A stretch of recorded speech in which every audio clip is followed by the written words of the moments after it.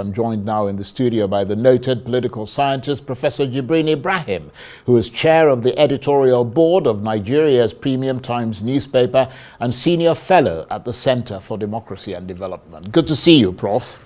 Thank you. Thank you very much indeed for joining us. The APC says the PDP is failing and is looking for an excuse to justify its failure. So rather than acknowledging that it is its own fault that it is failing, it is making the APC the scapegoat. What's your reaction to that? Well, I think the evidence is clear that the crisis of the PDP has two basic sources. One is the determination of each faction within the party itself to be the preeminent faction that could control the party. And the second is the influence of the external factor, in this case the APC as a ruling party, that's enticing many within the PDP to decamp and join its fold, and thereby weakening, as it were, the PDP. Well, they say, that's the APC, that all you've got to do is look at the PDP and you'll see that they are clearly fragmented, disorganized by problems they say started long before Mr. Tinubu became president. Do they have a point?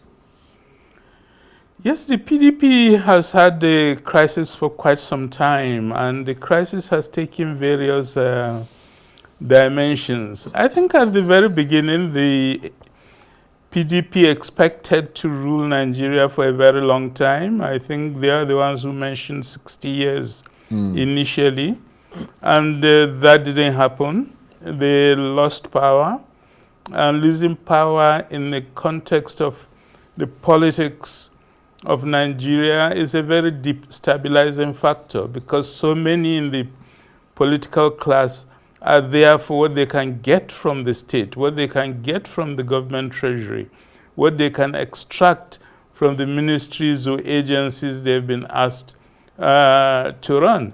So when they lose power, they lose something fundamental to their whole motivation. Somebody described it as the sale of the century. When Exactly. they lose, I mean, that's what it's all about. So Yeah, when they yeah. lose it, that sale is gone. Yeah, so that's really the key crisis of Nigerian politics. People don't enter politics to serve the people.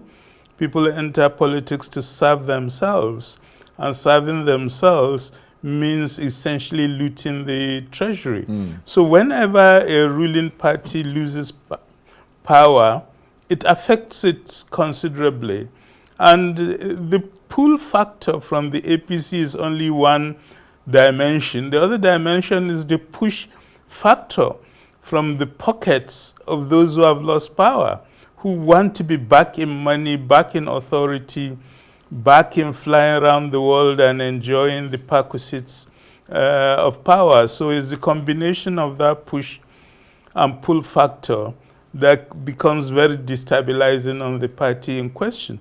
So I'll agree with the APC. They are not the sole, they don't have sole responsibility for the crisis of the PDP.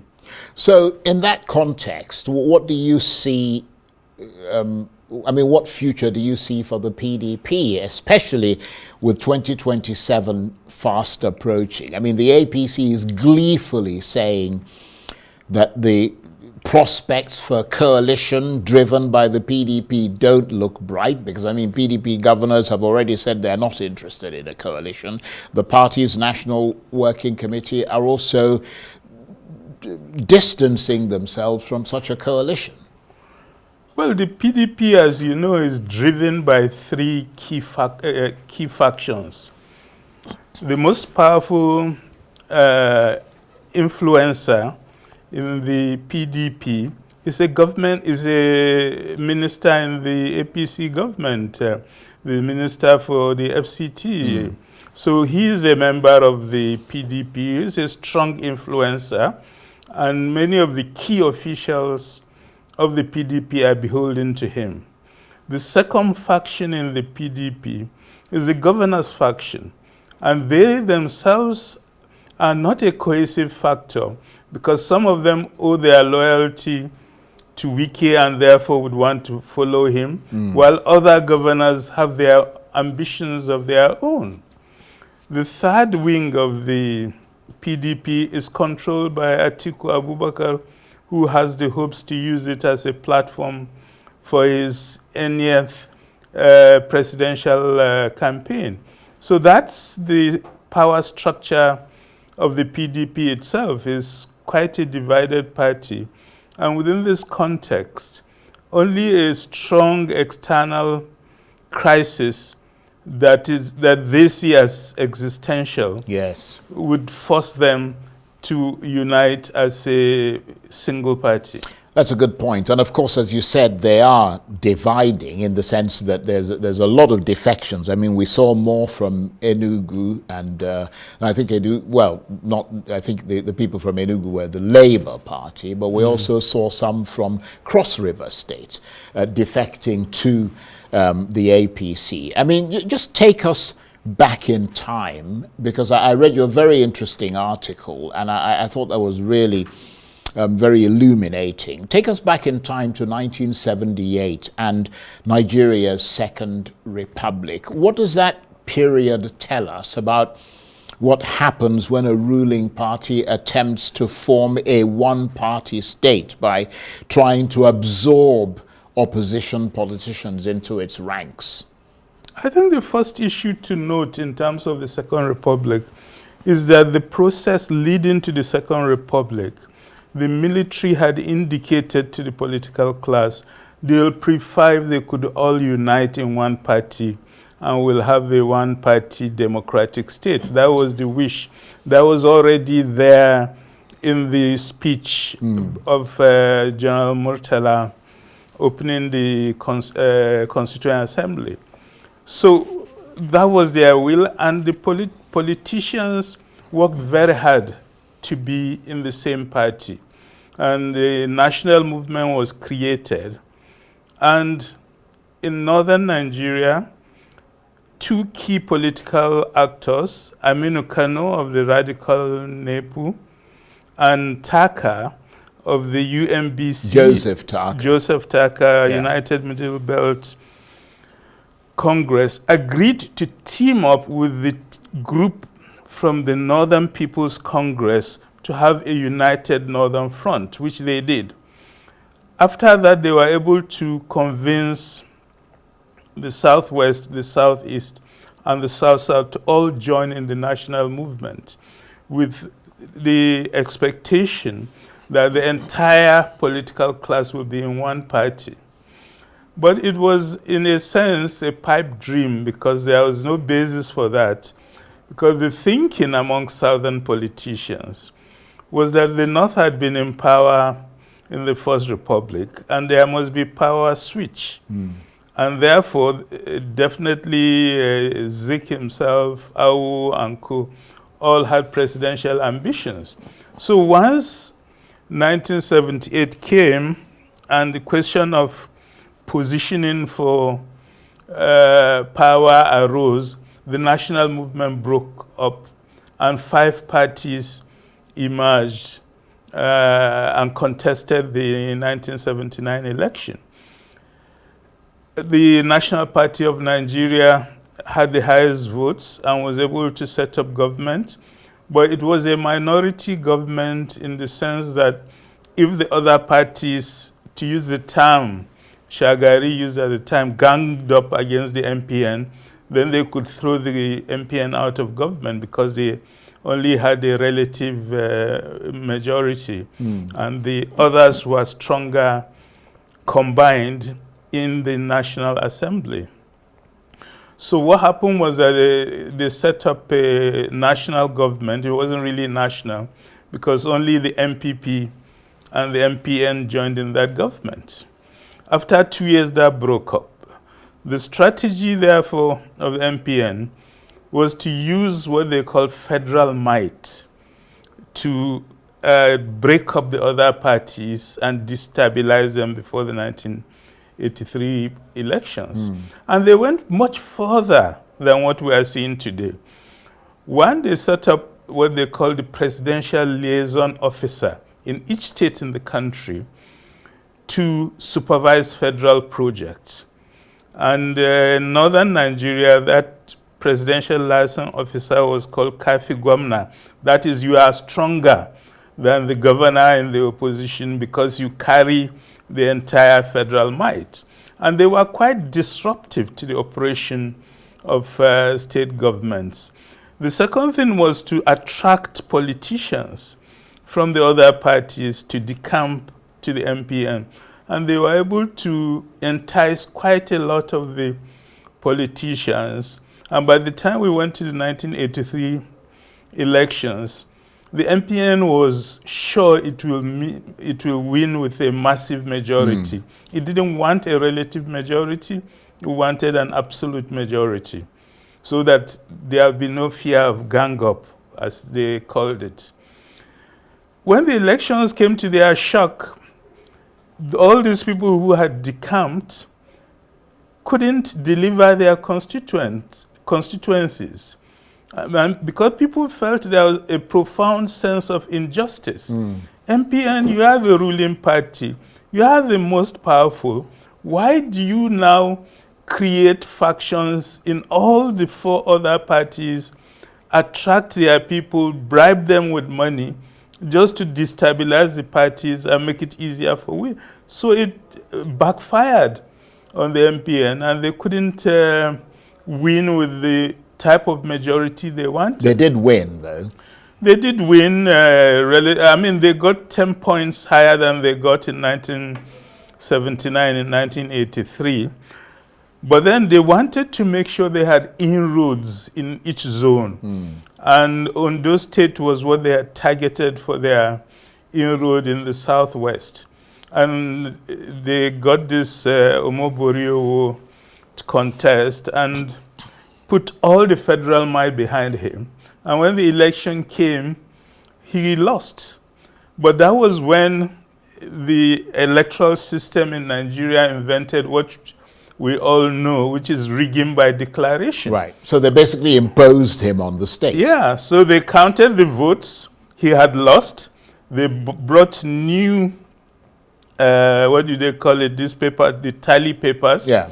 And rewrote new results. And we have that on judicial evidence because the Commission of Inquiry that was set up to investigate that crisis in Ondo State was categorical that a conspiracy between the Electoral Commission, called FEDECO at that time, Federal Electoral Commission, the Nigerian Police Force, the Nigerian Security Organization, which is what the DSS has now replaced, combined to rewrite that election results. So that, and the verdict was clear. The Nigerian state was implicated in compromising that election.